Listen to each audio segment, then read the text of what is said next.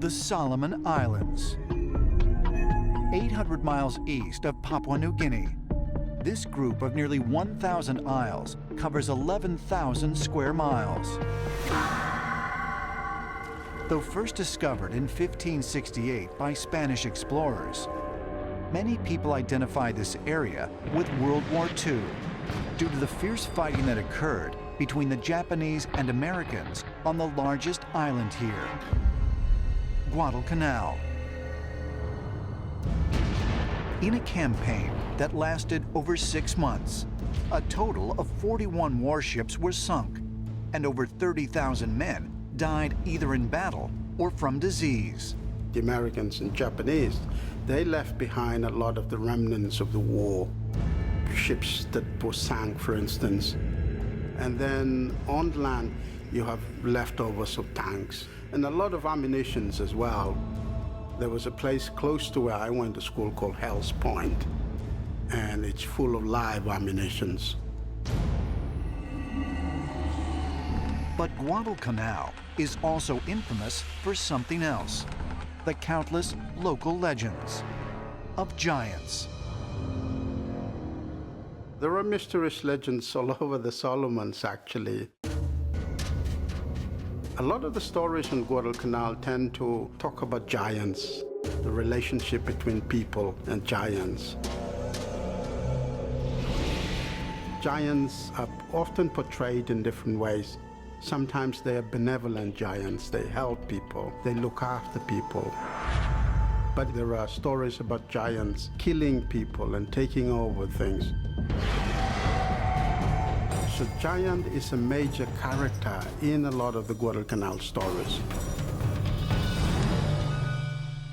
There are legends and stories that go way back that suggest that giants actually still live on the Solomon Islands. Some say they're kind of hairy beasts, Sasquatch-like kind of beings.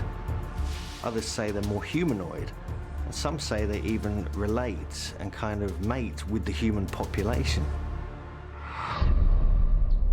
According to local legends, those giants were able to travel the entire length of the island without seeing the light of day by utilizing subterranean tunnels. People talk about it, that giants actually do exist. They existed in the past.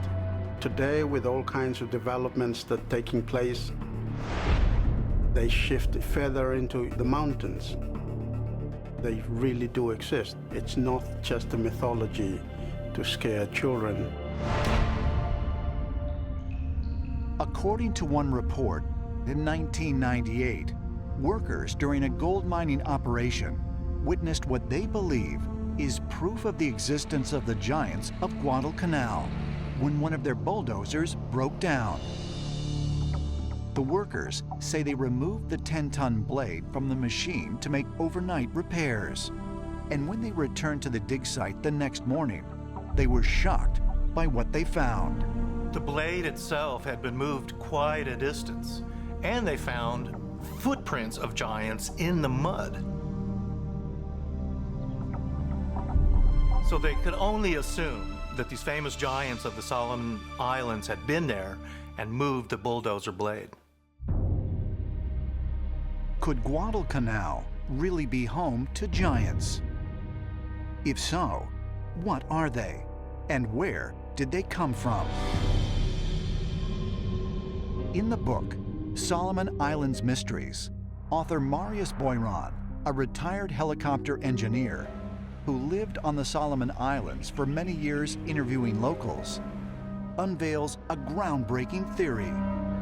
The Australian author Boiron believed that incidents of the giants that he had been told about by the natives were related to UFO activity. And from what he could put together, there was some kind of UFO base deep in the mountains of central Guadalcanal, and it involved these giants. And at the same time, there was some kind of underwater UFO base there as well.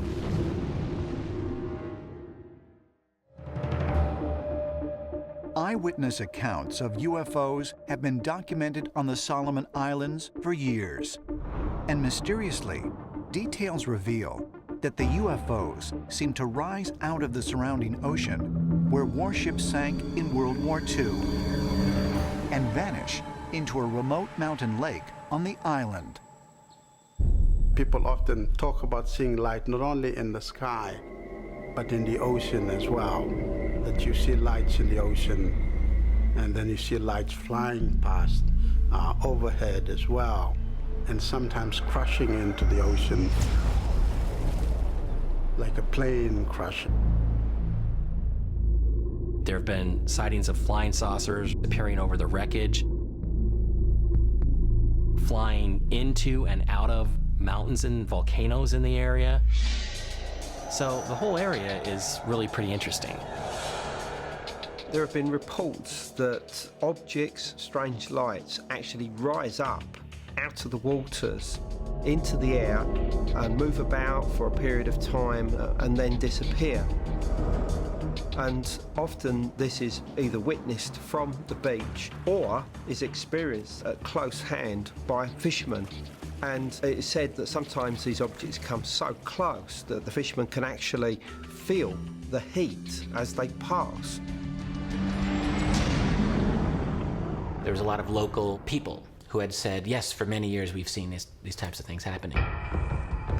There are numerous accounts of abductions, people who disappear after coming into contact with these UFOs, never to be seen again. Could there be a connection between the legends of the giants of Guadalcanal and the numerous UFO sightings that have been reported here over the years?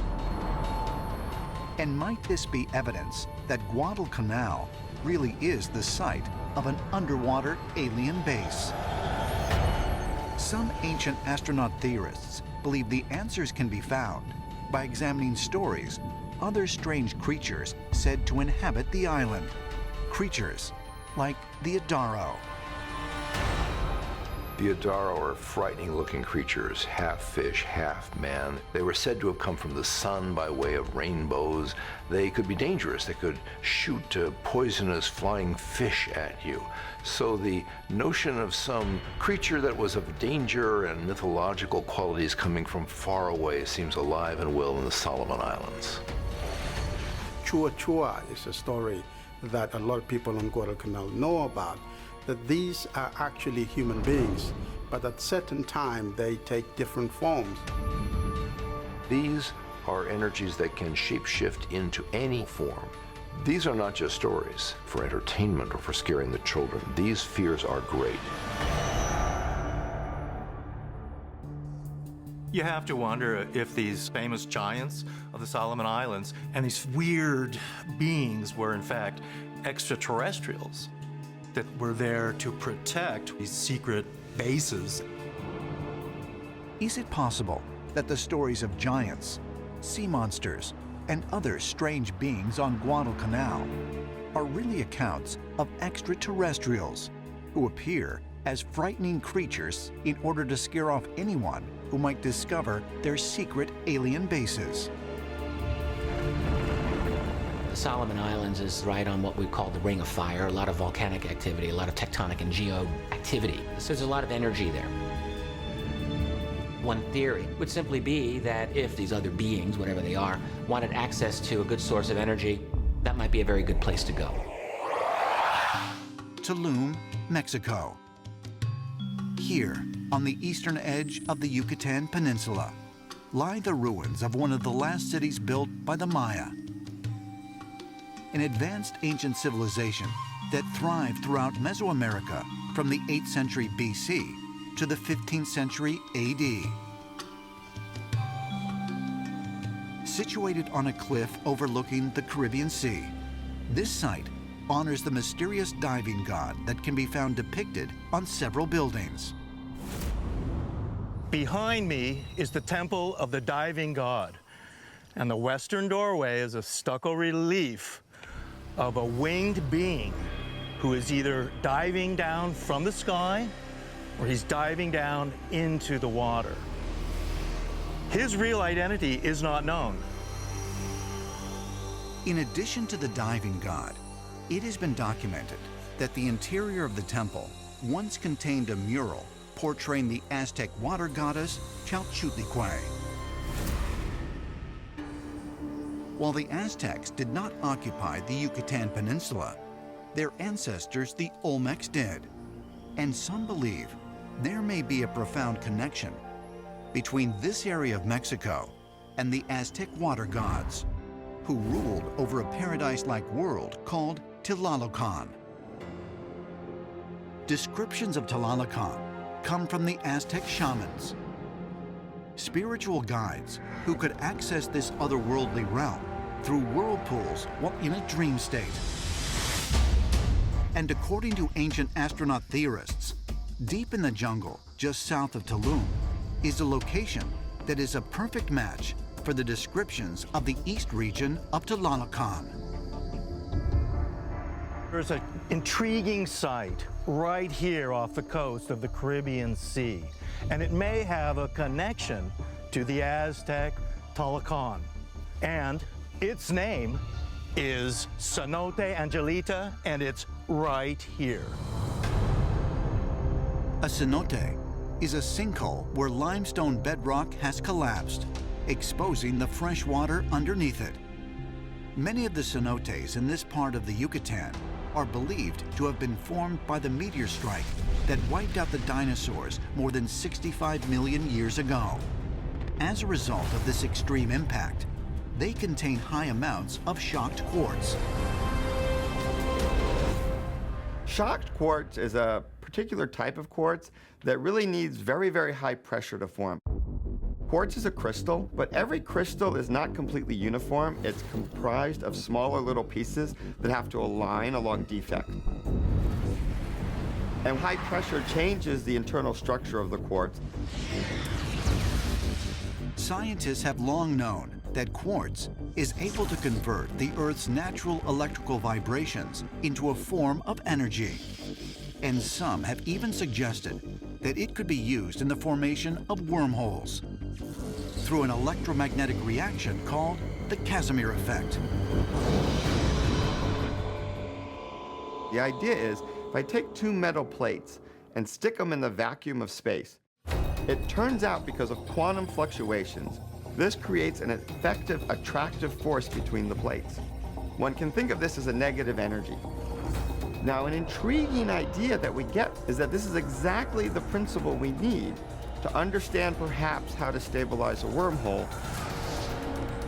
Although there are a number of cenotes in the Yucatan, Cenote Angelita is very unique. About 100 feet below its surface, the fresh water meets up with the salt water coming from the ocean beneath it, creating a mysterious underwater river. Where we are right now in the Yucatan is just about as far east as you can go in Mexico.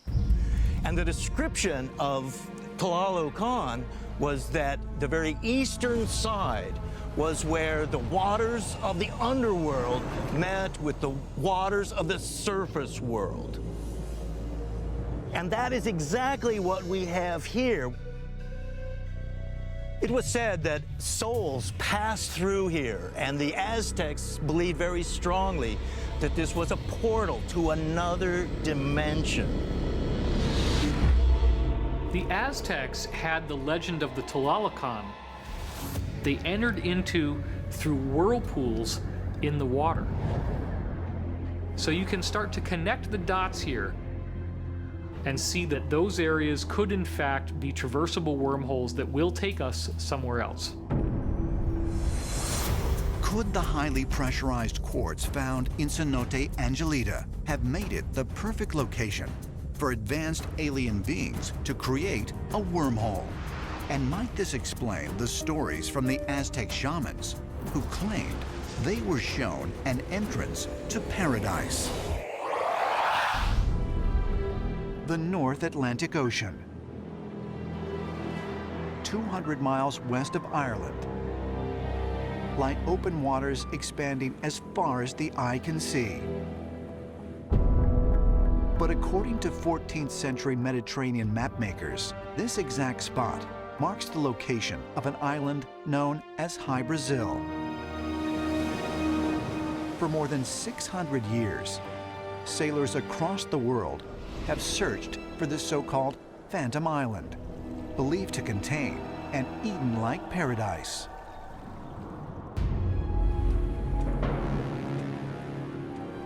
Lore has it that the island couldn't be seen except once every 7 years, when it could be seen but not reached. High Brazil allegedly appeared and disappeared behind the mists.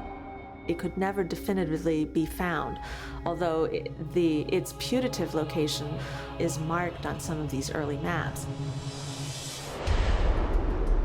High Brazil was first mapped by the Italian Majorcan cartographer Angelino de Dell'Orto in 1325, who described the island as being a strikingly round form. Over a century later, in 1497, Italian explorer John Cabot also reported reaching High Brazil. And in 1674, Captain John Nisbet of Ireland reportedly brought back silver and gold from the island that he claimed to have received from an old, mysterious man. Strangely, he and his men also said that High Brazil was inhabited by what they called giant black rabbits. Other explorers of the time returned from the island with similarly bizarre stories and accounts of beautiful, glowing people. High Brazil is imagined in Irish lore to be the place that the Irish gods came from. On the island of High Brazil, the gods had a luxurious life. They were able to develop an advanced civilization. In 1684, one of the first Irish historians, Roderick O'Flaherty, wrote about High Brazil in his book, A Chorographical Description of West, or Ir Connacht. In it, he refers to the island as enchanted and writes that it is a land kept hidden by the special ordinance of God. Like a lot of other mythologies, such as Atlantis, High Brazil was thought to be the source of civilization, especially in Ireland and England and other areas such as that. It's thought that High Brazil still exists under the sea, and that periodically, when the conditions are right, it'll surface.